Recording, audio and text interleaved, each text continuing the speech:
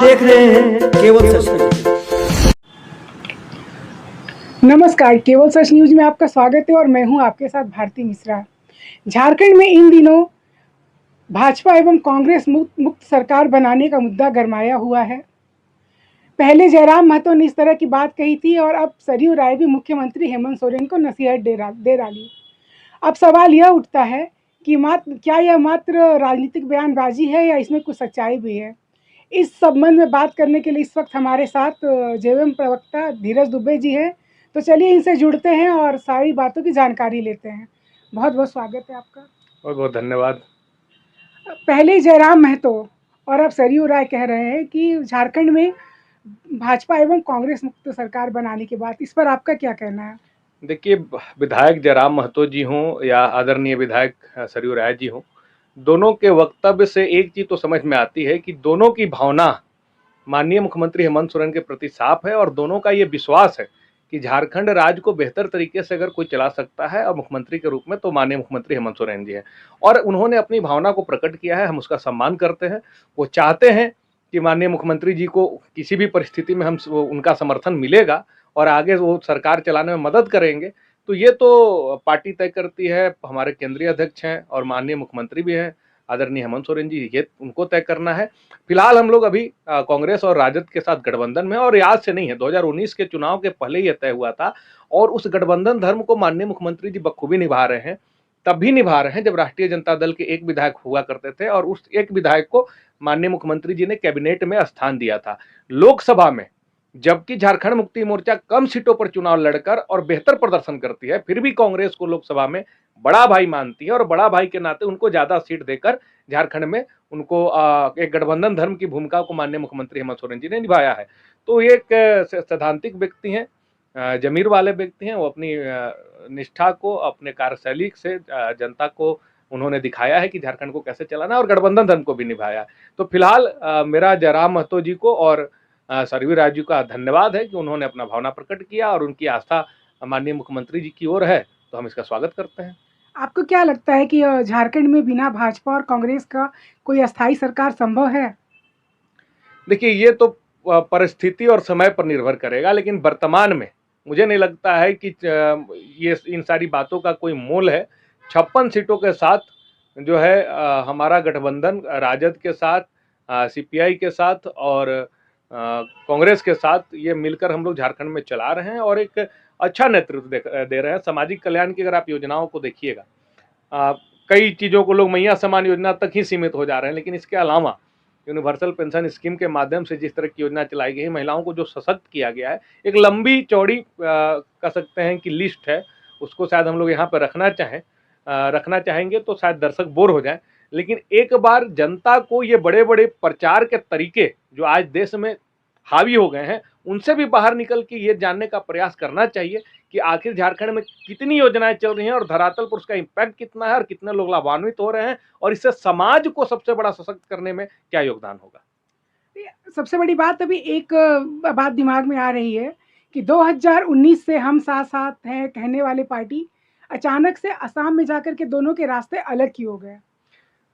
देखिए, झारखंड मुक्ति मोर्चा के खिलाफ जब 2024 में वहां के मुख्यमंत्री हिमंता बिस्वा शर्मा आकर यहाँ कमान संभाले थे और सारे भाजपा के नेता को बैकफुट पर ढकेल के और खुद हेलीकॉप्टर उड़ा रहे थे पूरे झारखंड में, उसी समय माननीय मुख्यमंत्री हेमंत सोरेन जी ने यह तय किया था कि असम में जाकर चाय बगान में रहने वाले बहुत सारे झारखंड के आदिवासी भाई बहन है और वहाँ के भी आदिवासी भाई बहन है, उनके बीच हम जाएंगे और हम हिमंता बिस्वा शर्मा जी के खिलाफ चुनाव लड़ेंगे। उसी समय यह तय हो गया था। मेरा सवाल तो ये है कि कांग्रेस से राह जुदा क्यों हो गई?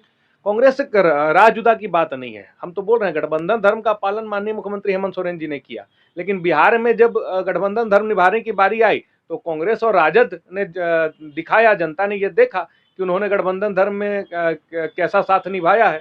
और असम में भी हमारी दावेदारी थी, अगर उस दावेदारी का अगर सम्मान दूसरी पार्टी नहीं करेगी तो हम अपना पार्टी का विस्तार करेंगे और इस विस्तार के लिए हम किसी दूसरे पर निर्भर नहीं है कि जब वो हमें अलाउ करेंगे, हमें सीट देंगे तभी जाकर हम अपना पार्टी को दूसरे राज्यों में ले जाएंगे, अन्यथा हम छोड़ देंगे।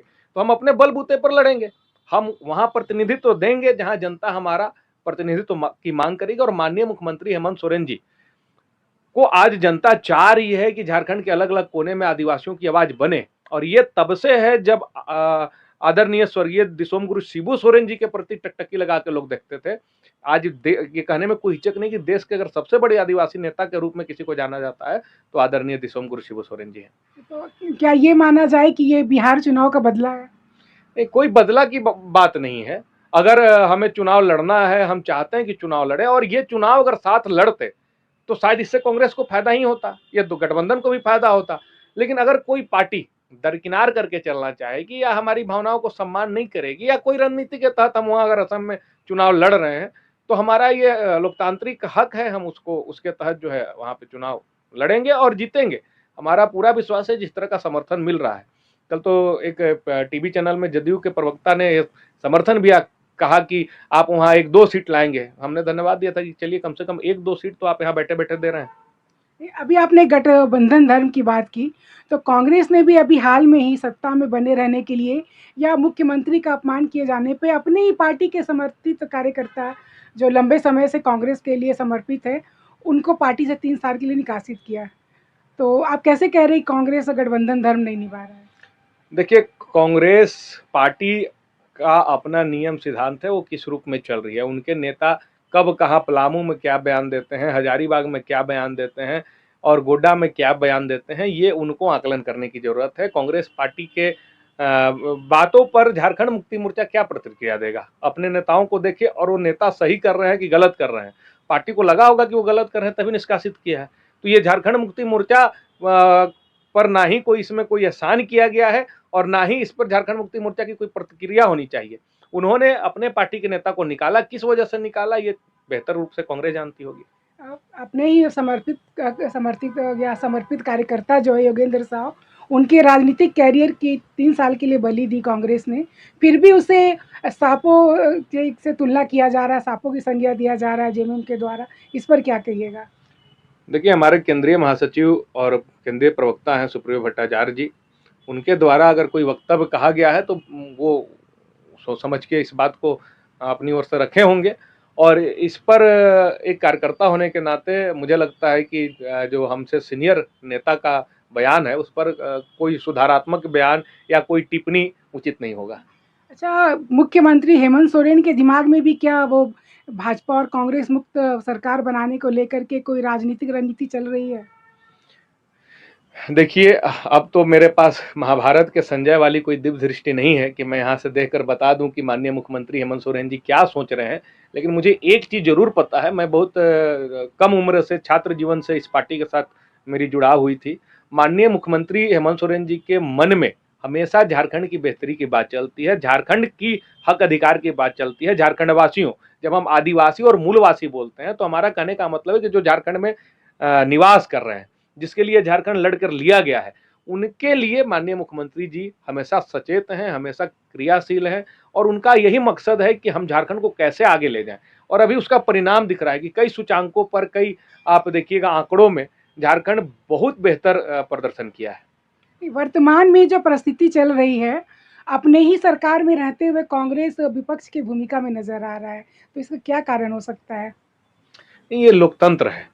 लोकतंत्र में साथ देने वाले सहयोगी पार्टियों के पास भी अधिकार है कि अगर पार्टी को कहीं उनको कुछ आईना दिखाना हो, कुछ बोलना हो, तो हम तानाशाही रवैया में नहीं है कि अगर ये भारतीय जनता पार्टी तो नहीं है झारखंड मुक्ति मोर्चा कि हम अलाउ नहीं करेंगे कि आप क्या बोलिएगा, क्या कहिएगा। और अगर ऐसा कुछ होता है तो जिस तरह से शिवसेना को 2 भाग में तोड़ दिया गया था, जिस तरह से रामविलास जी की पार्टी को 2 भाग में तोड़ दिया गया था, मणिपुर में जदयू के विधायकों को शामिल करा दिया गया था, ये झारखंड मुक्ति मोर्चा का सिद्धांत नहीं रहा है। झारखंड मुक्ति मोर्चा सहयोगियों को भी सम्मान देती है और वही तो मैंने कहा कि एक विधायक को कैबिनेट में मंत्री का दर्जा देना, लोकसभा में कांग्रेस को बड़े भाई की भूमिका में लाना, ये माननीय मुख्यमंत्री हेमंत सोरेन जी की उदारता का प्रतीक है। वर्तमान में बहुत सारी बातें ऐसे जैसे कि के राजू का बयान, वो बड़का गांव वाले योगेंद्र साहब को लेकर के, या अंबा प्रसाद की नाराजगी, या ऐसे बहुत सारी बातें हैं जिससे साफ साफ नजर आ रहा है कि कांग्रेस किसी बात को लेकर के जेएमएम से या सरकार से नाराज नजर आ रहा है। देखिए, उनकी नाराजगी और उनका जो भी वक्तव्य है, झारखंड मुक्ति मोर्चा समय दर समय इस चीज़ों का आकलन करेगा। और क्यों नाराजगी है? नाराजगी तो हमारी भी है कि आप बिहार में जो है हमें गठबंधन में सीट शेयरिंग में हमें स्थान नहीं दिया। नाराजगी तो हमें ये भी है कि आदिवासी बहुल राज्य होने के बावजूद जहाँ पे चाय बागान में झारखंड के लाखों आदिवासी काम करते हैं, वहाँ पे भी कामगारों के बीच में जो है सो हमारा सीट शेयरिंग में आपने हमारी बातों को नहीं रखा। तो ये होता है, घर में एक परिवार में भी लड़ाई होता है, नाराजगी होती है, टीका टिप्पणी होता है, तो ये चलेगा। और बाकी आगे का जो निर्णय होता है वो माननीय मुख्यमंत्री हेमंत सोरेन जी और हमारे पार्टी के जो आलाधिकारी हैं उन्हीं को लेना है। अभी आपने चाय बागान के लोगों की बात की, तो इस तरह का बयान मुख्यमंत्री हेमंत सोरेन ने भी वहाँ पे दी थी और इल्ज़ाम लगाया था कि कांग्रेस और बीजेपी के द्वारा ही उन्हें आज तक एसटी का दर्जा नहीं मिला। इस पर क्या कहिएगा? ये तो बेहद दुर्भाग्यपूर्ण है कि जिनको एसटी का दर्जा मिलना चाहिए, अनुसूचित जनजाति का दर्जा मिलना चाहिए, उनको असम में अभी तक उस हक अधिकार से वंचित करके रखा गया है। अब ये तो बात सत्य है कि असम में पूर्व में कांग्रेस की सरकार थी, वर्तमान में विगत 2 बार से भाजपा की सरकार है और दोनों सरकारों ने वहाँ के आदिवासियों का हक अधिकार की बात नहीं की, उनको अनुसूचित जनजाति का दर्जा नहीं दिया है। तो इस पर अगर माननीय मुख्यमंत्री जी सवाल उठा रहे हैं तो ये बेहद जायज़ है और इसको मजबूती तक, मैं कह रहा हूँ कि सिर्फ असम में नहीं बल्कि अगर केरला तक, कन्याकुमारी से लेकर कश्मीर तक में भी जहाँ भी आदिवासी भाई बहन है, उनका हक है अनुसूचित जनजाति में उनको शामिल रखना करना।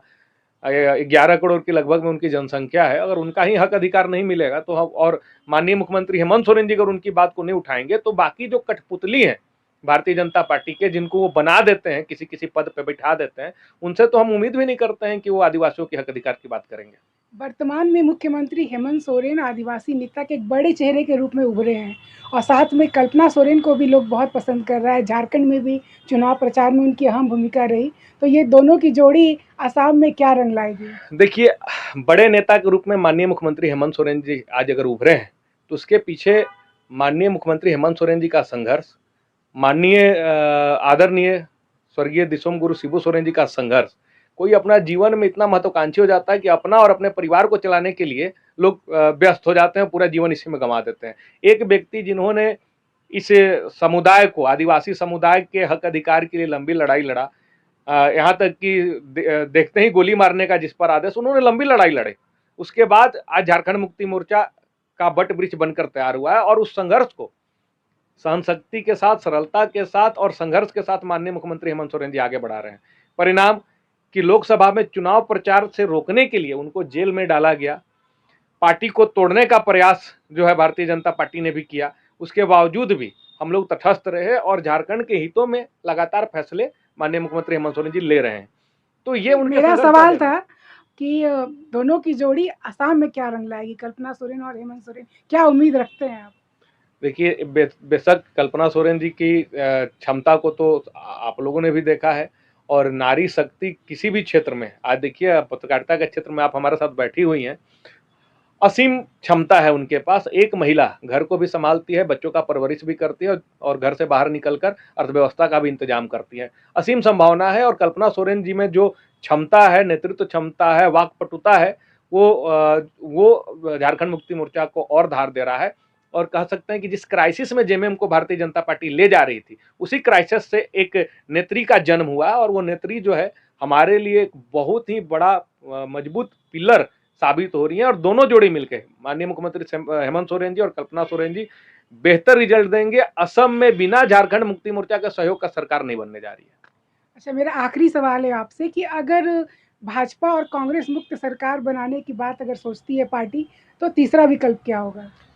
देखिए, फिलहाल जो राजनीतिक समीकरण है झारखंड में, किसी भी पार्टी को स्पष्ट बहुमत नहीं है और ये तरीकों में जिस तरह से हम लोग गठबंधन में चुनाव लड़े थे, गठबंधन में 34 सीट हमें प्राप्त हुई है, 16 सीट पर कांग्रेस है, 4 सीट पर आरजेडी है, 2 सीट पर हमें सीपीआई का समर्थन है, सीपीआईएम का। तो अभी इसी गणित के अनुसार हम सरकार चला रहे हैं। अगर बिना कांग्रेस और बिना भाजपा का यहाँ सरकार बनाने की बात चलेगी तो इस पर निर्णय पूरी रूप से झारखंड मुक्ति मोर्चा के केंद्रीय अध्यक्ष माननीय मुख्यमंत्री हेमंत सोरेन जी ही लेंगे। और वैसी परिस्थिति बनती है तो जिन जिन लोग का समर्थन है, उस समर्थन के साथ अगर सीएम सर आगे बढ़ते हैं तो मुझे लगता है कि झारखंड की जनता इस पर विचार करेगी कि ये निर्णय जो है कि कितना झारखंड के हित में होगा। और हम लोग का प्रयास देखिए, अकेले सरकार चलाने में या फिर बिना कांग्रेस बिना भाजपा के सरकार चलाने से ज्यादा महत्वपूर्ण है कि झारखंडियों के हित में यह सरकार चले। इसके लिए हम ज्यादा कृत संकल्पित हैं। तो अभी आपने जेएमएम प्रवक्ता धीरेश दुबे को सुना। फिलहाल झारखंड में सत्ता परिवर्तन की बात सिर्फ राजनीतिक बयानबाजी है या असम चुनाव के बाद सत्ता में कुछ बदलाव देखने को मिलता है, ये तो आने वाला वक्त बताएगा। फिलहाल इस खबर में इतना ही। ऐसे ही खबरों को देखने के लिए बने रहे केवल सच न्यूज़ के साथ।